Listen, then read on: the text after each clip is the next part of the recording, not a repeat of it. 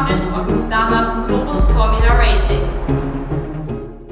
Thursday of competition, we found out that we had made BP finals, business presentation finals. So the entire team went to the presentation to support the two presenters. Both presenters presented very well. The slides went very well. They were very enthusiastic. Really tried to get the crowd interested, and it went really well. It was a great way to end the evening.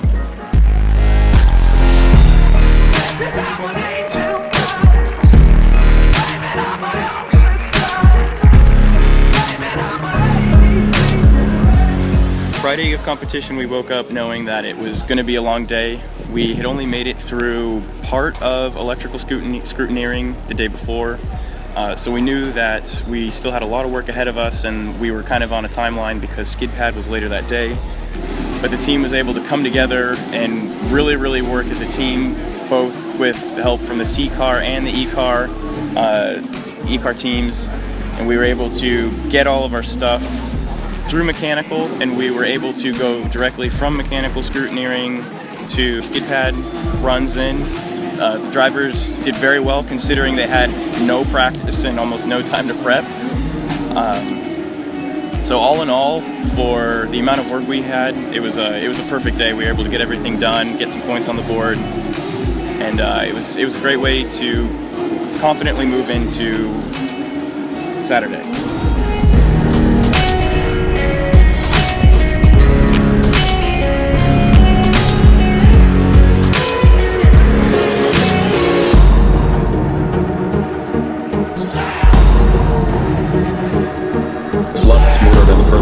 So far, 5.92 is a pretty decent first time.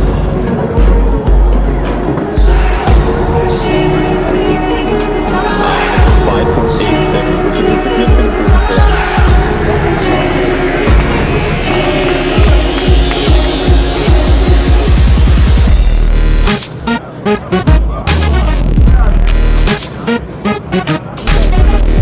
GFR Electric is on track for the third run.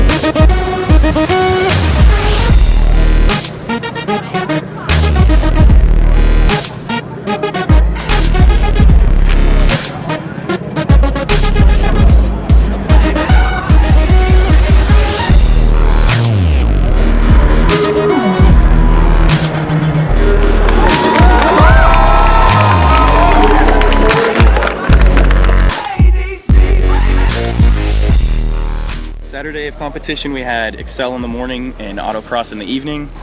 After skid pad the previous day, the car was in great shape. All the mechanical tech inspection stuff was still looking great. During Excel, they both performed fantastic. We were able to put down a 3.76, which is a great time for the E-car, and it was top 5 overall for E-cars. So that was a great result, and we were really happy with it.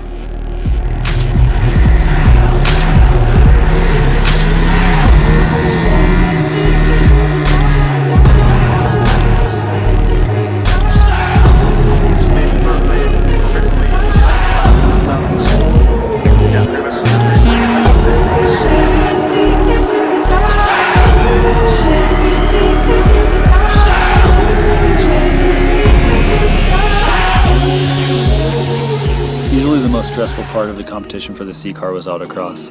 Our first driver went out and set the fastest lap so far that day. However, after he went to the start line, we were told that his first run was DNF'd. He'd scraped the ground in a bumpy area of the course, which is against regulations. But we had no way of telling him. And even if we did, the officials couldn't tell us where it happened just yet. We were helpless. We had to sit back and watch as our driver ran an even faster lap, and were informed before the lap was over that he was again DNF'd, and our driver had no idea. We pulled over to the side of the F1 pit lane, said team members running to get Dremels, hacksaws, anything they could find so we can make the necessary changes. We couldn't raise ride height because the wings were already at the height limit, so we proceeded to tear off anything close to the ground. Here we were, the two-time defending champions, cutting off our precisely shaped carbon end plates with a hacksaw. We covered the exposed honeycomb with tape, increased our tire pressures, and got our second driver in the staging line, which had grown very long. So we're waiting in the hot sun, covered in carbon dust, and we hear an ambulance. Apparently a car had caught on fire on track, so no cars were moving and time was ticking. After more than an hour in line and with only 10 minutes to go before design finals, we finally made it to the start line. To make sure we'd get at least some points, our first lap was very slow. You could even hear the disappointment from the crowd when our time flashed. But we were on the board. We checked with the officials that we didn't scrape again, and we gave our driver the thumbs up. Then, nothing but silence and a Honda 450 revving at the start line. This was it. Hearts pounding, palms sweating. We had to make this run count. I can't even explain how good it felt a minute later when he crossed the line and the time flashed in purple, a second and a half faster than the previous fast lap. The crowd went absolutely nuts. After another 2.5 hours though, we could finally relax. Design finals went well. We found out that nobody beat our time in the rest of autocross. It was definitely one of those feel-good stories that none of us will ever forget for as long as we live. But we couldn't really celebrate or appreciate it then. We had to get all of our things in the car back to the paddock and have another night of 4 or 5 hours of sleep before waking up for a driver briefing the next day for the all-important endurance event.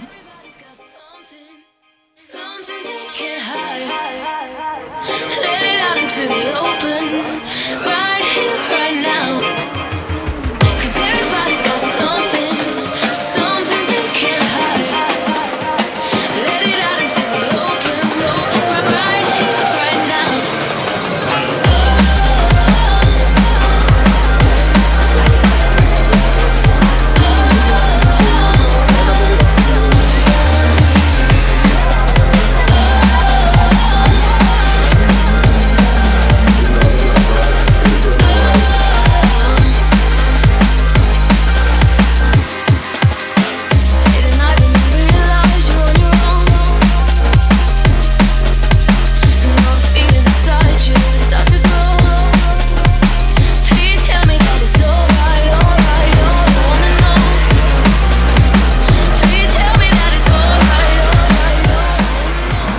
For endurance on Sunday, we knew we'd be the last car out on track because we set the fastest time in autocross on Saturday.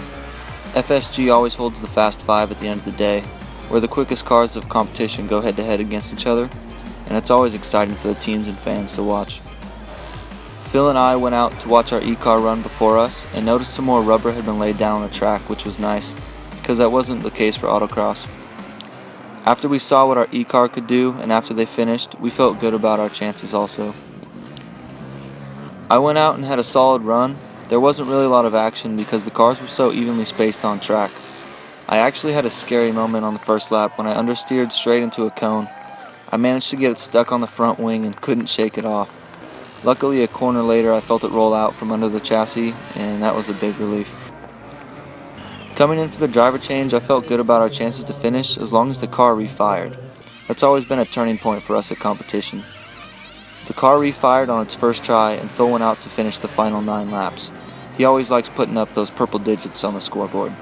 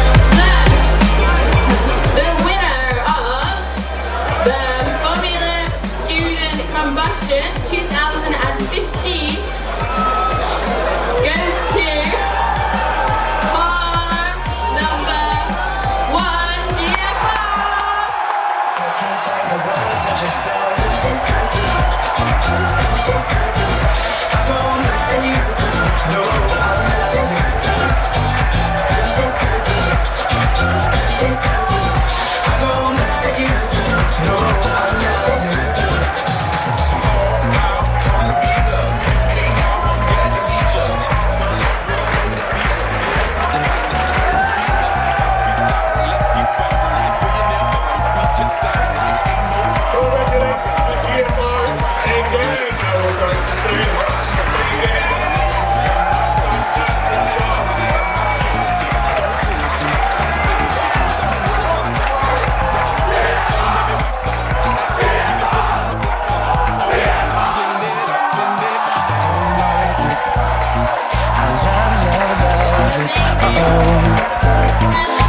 good, it hurts. I don't want it. I gotta have it. Uh-oh. When I can't find the words, I just go.